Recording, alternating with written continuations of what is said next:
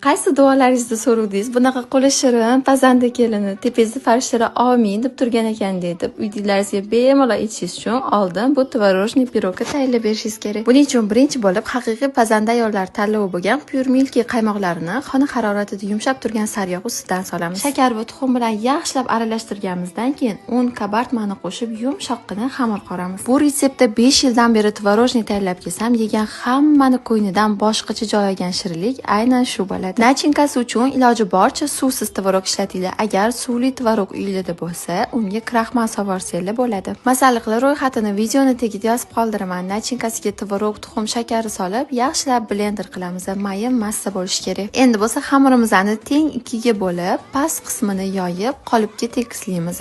Ustidan nachinkani solib, keyin ikkinchi xamirni yoyib, undan lentalar kesib olamiz. Videoda ko'rsatilgandek taxlab 180 gradusda pishirib olamiz. Tayyor. Endi ketdik. Qaysi duoda bizdan so'rab olishganini o'zigidan so'rab ko'ramiz.